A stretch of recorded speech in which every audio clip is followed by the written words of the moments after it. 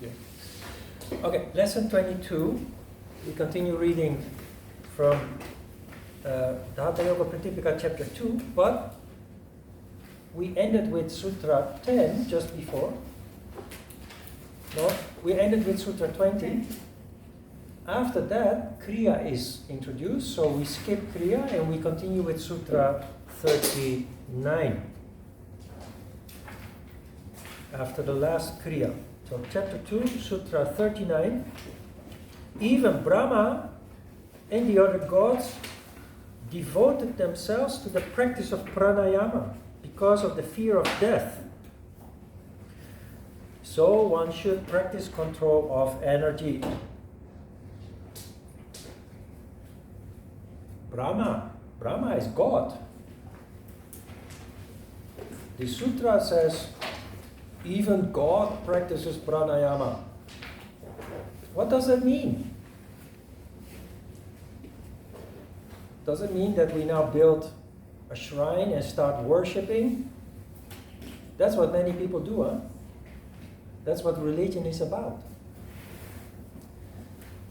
There is a very practical reason to call things divine. To say that even the gods do something. In this case, pranayama. Why would ancient people do this?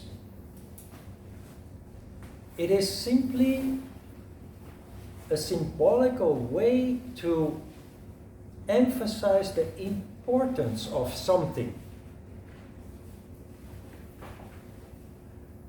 If even the gods practice it, well, then it must be really something special.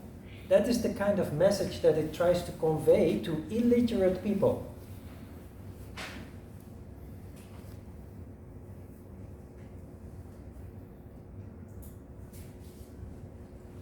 And again, death is mentioned here because of fear of death. I explained last week extensively what that means. It's not physical death. It's actually worse than physical death, spiritual death. Because spirit in people is fueled by energy. If energy levels are low, there's no spirit. What does that mean? There's no enthusiasm, there is no inspiration, there is no... Life is just a gray existence, boring and which often then leads to trying to find compensation for that grayness into vice, into doing bad things and destructive things. When death is mentioned, it's never is it about physical death. It's about the lack of vital energy. Let's have a look at some other examples where things are made divine. You know, in India, cows are holy. Have you ever asked yourself why? What's so holy about a cow? The story behind it is very interesting. It will open your eyes. The government made cows holy because farmers, during famine, not knowing what to do, they ate their cows. And then when the harvest needed to be taken from the land, there were no cows anymore to plow, to work the land, to bring the harvest home. Because the cows were the cars, the trucks, the tractors of ancient people. And the farmers, they were just simple people, illiterate. And when they were hungry and desperate and famished, then in the end, well, you know, we have a chunk of meat in the backyard. By all means. But after the cow was eaten, and when there is a famine, it's not only one farm, all the farmers have the same problem. It causes another huge problem. The problem of not having the workhorse anymore. So the government declared cows holy. and make it even punishable according to the law, so that farmers would not kill their cows even when they were hit by famine, which happened regularly in the past when we had no control of irrigation and we were just depending on the heavens if there is rain or not, and everything was uncertain in the past, not like now that you go to a supermarket and you can get whatever you want in whatever season it is. And in the same way, they have also vilified animals. You know the reason why pigs are unholy in Islam? Pigs are considered to be impure in Islam. You know why? The reason is the same as with the cows, but then the opposite. Animals, most domesticated animals that we use, they eat grass, they eat weeds, they eat things that we don't eat. Pigs, however, eat what we eat. If you have a pig and you have a field with potatoes, carrots, and what have you, onions, the pig eats your food. So pigs and human beings are competitors, and therefore they were declared impure. And I'm sure when you were a child, you have been read, or you read yourself, fairy tales where wolves are evil. Why? Wolves are dogs. A little bit bigger maybe. They live in nature, and of course, they kill instinctively, but they're not evil. But why did we make them evil? Why do we grow up learning that they are evil? This fairy tale has led to almost going extinct of wolves all around the world. In Europe, many countries that in the past used to have wolves roaming around, totally obliterated. It's coming back now because people understand. It's better for nature, for the balance of nature, that there is also some room for wolves. I put a short documentary, a YouTube or a Facebook documentary.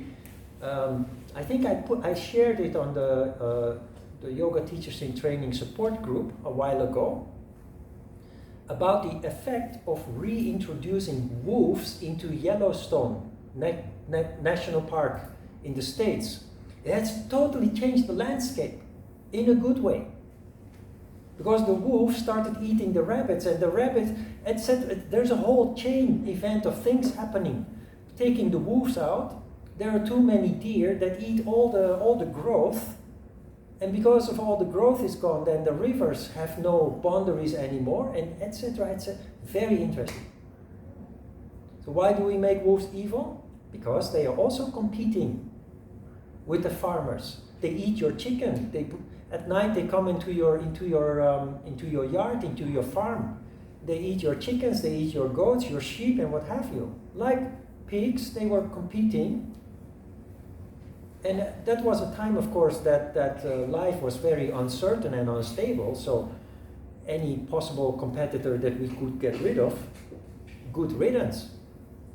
And when you grow up as a child, from even before you can walk, that you learn that wolves are evil, when you are an adult, you see a wolf, the first thing that you do is kill it. And that was the whole purpose of the fairy tale. So making things divine, the purpose of it is to put huge emphasis on the importance of it. In case of the exercise, for the way that it affects our condition. In case of a cow, for the, what do you call that in English? We cannot live without that cow. Necessity? Yeah, necessity. I'm looking for a more dramatic word. Anyway. we cannot live without that. without that cow, another chain events of negative things happen. And it's an expensive animal for the poor farmer to get a new cow, so slaughtering the cow during famine is a disaster. Imperative, maybe is the word you need. Imperative. Imperative, right. Does it sound dramatic enough?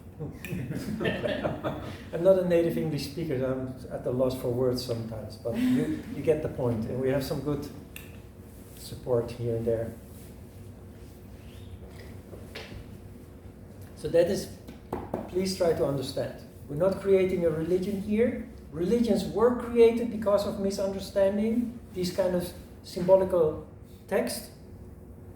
It's simply, if the gods do it, or if it is divine, well, then it must be really important.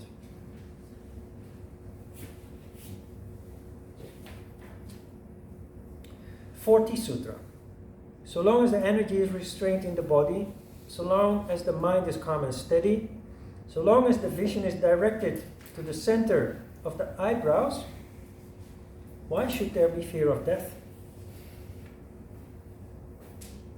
There's an interesting proposition here. If you're stable and focused,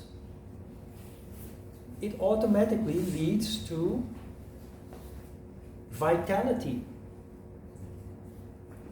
To understand that, see how we create a haven, a safe haven of stability and focus for our newborn children.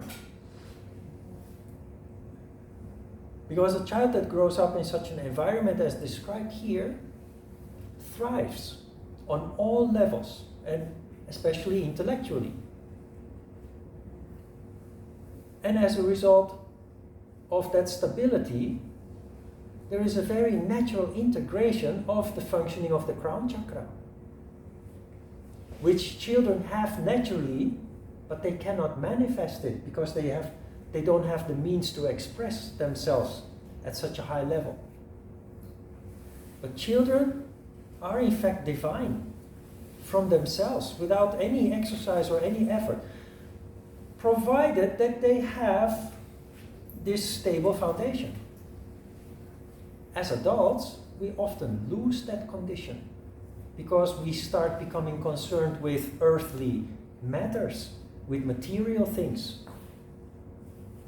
which are often driven by lower emotions and desires, especially fear, doubt, worry.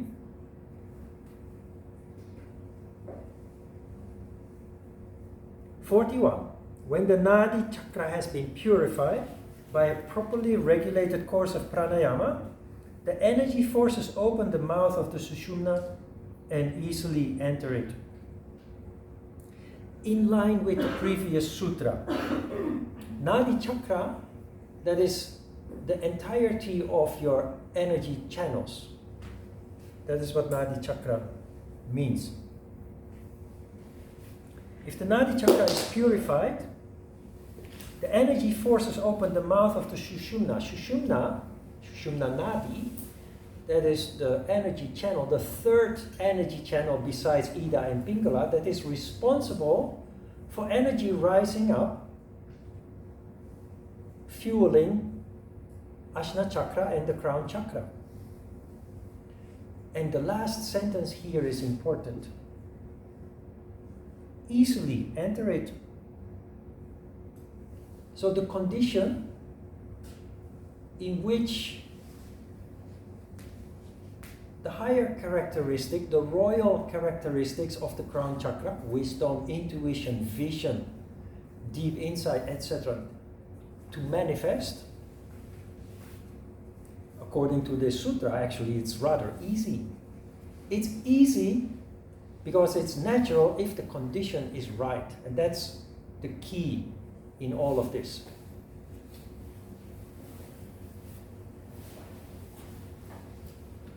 "42. When the energy flows through the Sushumna, the mind becomes steady. The steadiness of the mind is a state called Manonmani or Unmani. Unmani has been mentioned before. And I explained that Unmani is the only 3-syllable mantra that is related to the crown chakra. The other 6 chakras all have a 1-syllable mantra. Lam, Ram, Vam, Bam, and Om, of course, for Ajna chakra. So again here, you have a sutra that is focusing on the importance of the functioning of the crown chakra, the manifestation of the crown chakra. The mind becomes steady.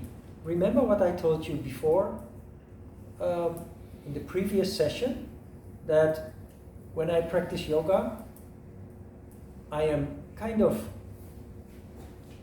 buzzing with nada all day. And I told you I go to the park with the dogs, and while everybody is chatting away, mostly talking about unimportant things, my mind is in a contemplative mood. The crown chakra is open, and you're absorbing everything. I look at the dogs, see them play, and it fills me with joy. I look at the stars, which have been visible very frequently recently, and I just admire that. And I see the water of the river, the lights of the cars reflecting, and feeling very contemplative. When the energy flows through the Sushumna, the mind is becoming steady, calm and steady, naturally. There's a whole lot ado about nothing. Actually, we talk a lot here. It is important that you understand what yoga is about. But the advice really is practice, practice, practice. Without practice, everything that I try to explain here is hot air, soap bubbles, no meaning. But practice. Practice is the only thing that can make yoga work for you. 43. To attain it, those who know the procedure practice various sorts of kumbhakas. By practice of the various kumbhakas, diverse siddhis are obtained. Now, you see in the text, which was translated from Dutch to English by a Dutch student of Ajita, maybe I mentioned this before, but he made the mistake of plural. In Dutch, plural ending with a S is apostrophe S, while in English it's possessive. So you see here the words that are describing something plural in English are actually, it doesn't make sense because it's possessive. The kumbhakas and the siddhis, and you will see with asanas also, it happens very frequently. So please try to understand that.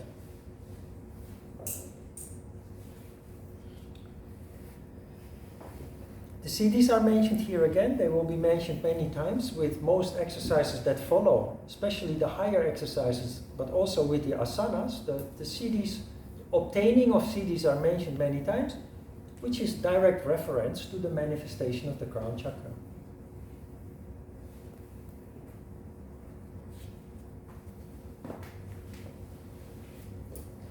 (44). The different kumbhakas are now described. There are 8 kumbhakas, namely Suryabhadana, Ujjayi, Shitkari, Sitali, Bhastrika, Brahmari, Murcha, and Plavini. You will learn, before the end of this course, half of those. Suryabhadana, Ujjayi, Shitkari, and Shitali. 45. At the end of influx, the Jalandhara Bandha should be practiced. At the end of Kumbhaka and at the beginning of efflux, Uddiyana Bandha should be practiced. This is not, I talked about this with Ajita, because it suggests that you should apply Jalandhara Bandha at the end of Kumbhaka. But let's keep this simple. You apply the bandhas only during the Kumbhaka stage. During the entire Kumbhaka stage. And there is a lot ado about the bandhas, as there is a lot ado about many things in yoga, because it is not understood. But the bandhas are a subtle phenomenon.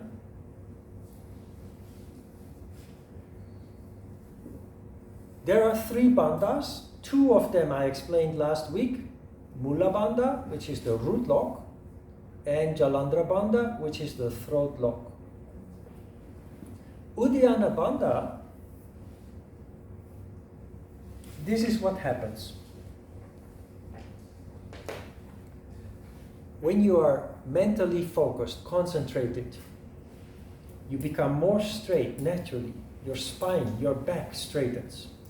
Your neck stretches up, your chin tucks in a little bit, the pelvis tilts a little bit. And there is a third phenomenon. Because you stretch up, your belly pulls in a little bit, which is the third bandha, Uddiyana Bandha. There is an interesting phenomenon here that is related to that vitality and Sushumna that we talk about. And I forgot to explain this when we discussed Manipura Chakra. Because what did I write in that handout 20 years ago? Manipura Chakra is above the navel. And I also said in the handout that in Japan they call it hara. In Korea they call it danjan. Chinese is tanchen. But if you have experience with meditation, Buddhism, you notice that monks very often, also in martial arts, they very often talk about danjan. In Korea you have a whole discipline based on that principle. It's called danjan hoho. Where is danjan? People say, well, it's the navel. Others will say, oh, it's above the navel, the diaphragm, which is Manipura Chakra. But others will say, it's below the navel. So where is it? It's all of them. Because it's a very special phenomenon that takes place as a result of the energy becoming vitalized.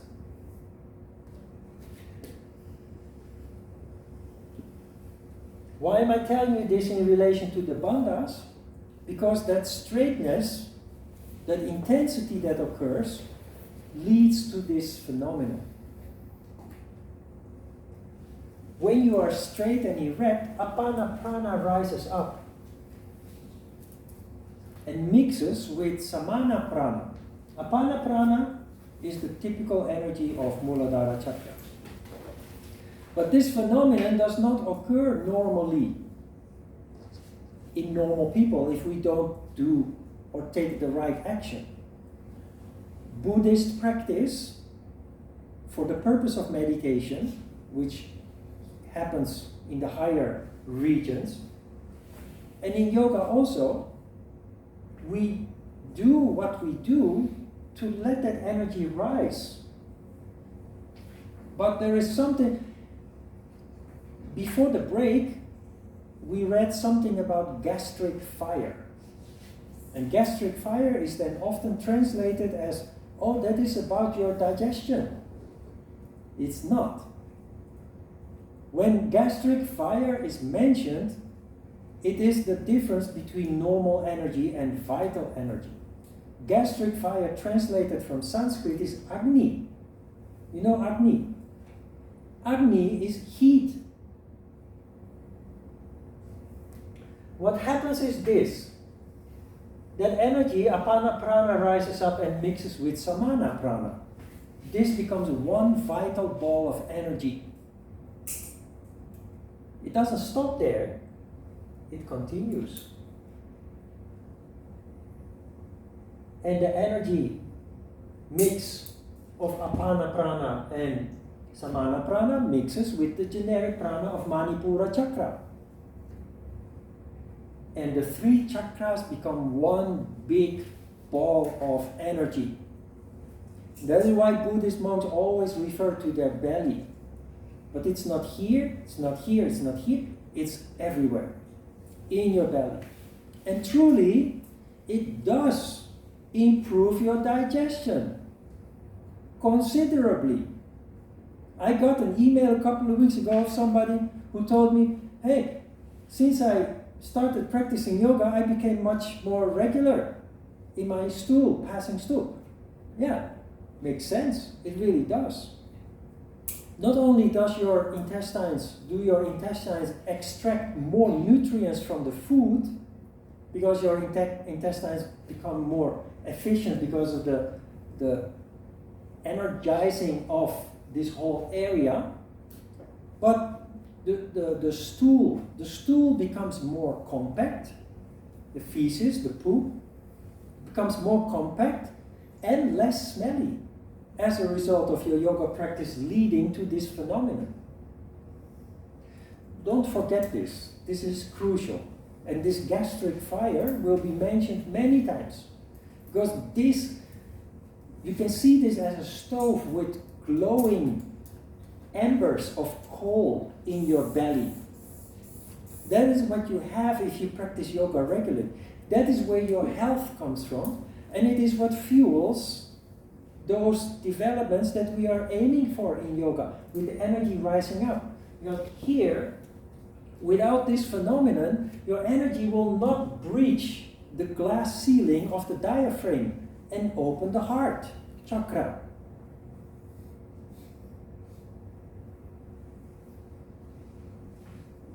And eventually, of course, the crown chakra.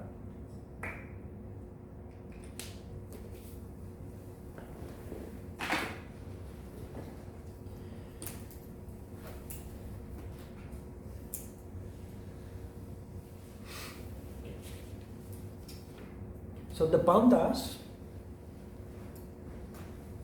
do not be distracted too much with the mystery that surrounds the bandhas or the technique of the bandhas. Simply focus. And you notice that you become more erect. You feel the muscles in and around the pelvis gently contracting. And because it's gentle, we often overlook. So we think to do Mula Bandha, we need to squeeze the pelvic bottom muscle. No, it's a subtle phenomenon that is already happening when the spine erects as a result of your concentration.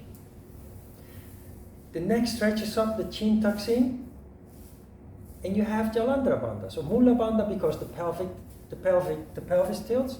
Jalandhara because you naturally stretch up and tuck in the chin.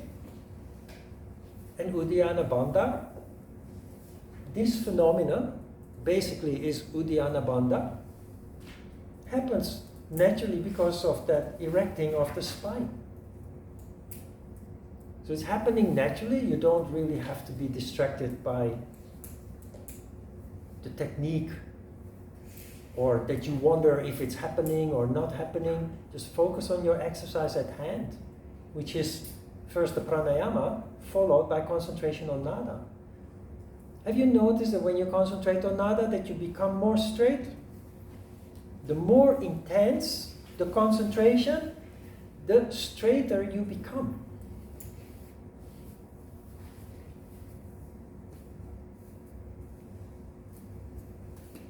(46) Contracting the throat in the Jalandhara Bandha and the anus in the Mula Bandha at the same time, and by drawing back the abdomen in the Uddiyana Bandha, the energy flows through the Shushumna. The energy rising up, Shushumna. Interestingly, between brackets, they added Brahma Nadi. Brahma is God, so that is the nerve or the energy channel of God. So again, it is being linked to the phenomenon of the crown chakra manifesting as a result of energy rising, as a result of your yoga practice. 47, raising the apana upwards. Here, between brackets, they added by contracting the anus. This is not original text. This has been added later. Between square brackets has been added later, and often I skip it. But here I draw your attention to it because actually you should better erase that piece of text between square brackets, because you should not contract the anus. Raising the apana upwards, the prana should be brought downwards from the throat. The yogin then becomes a youth of 16, freed from old age. What a nice promise, huh? Except for the fact that I have lost all my hair, I think I'm not doing so bad. This is very complicated, what is described here.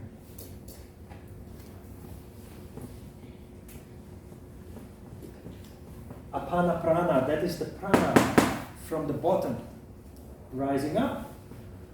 But this sutra adds something very awkward. Because then the energy from the throat should come down. What do we have here? Energy rising up.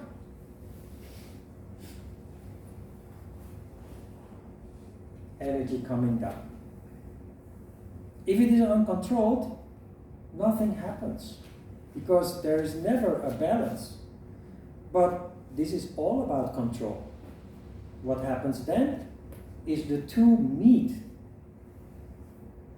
Where? In the heart chakra.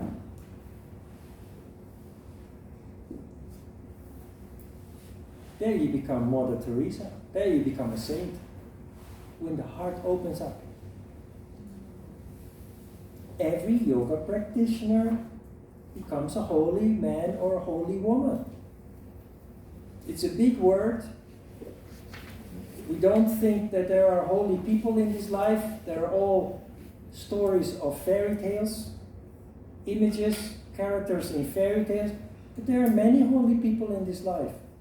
People who manifest the crown chakra and open the heart. And you are on your way going there. Nothing special about it. Or actually it's a bit special, but everybody can actually achieve this.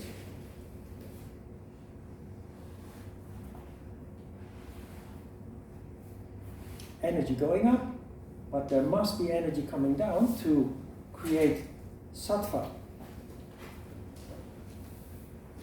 Energy going up alone doesn't do the trick. It has to be met by a countering force that leads to stability, to sattva.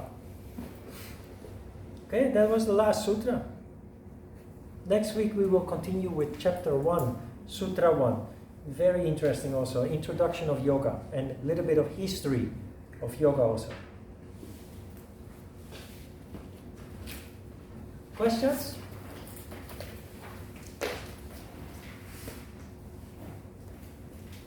Okay, let's have a 5-minute break and then we continue with asana.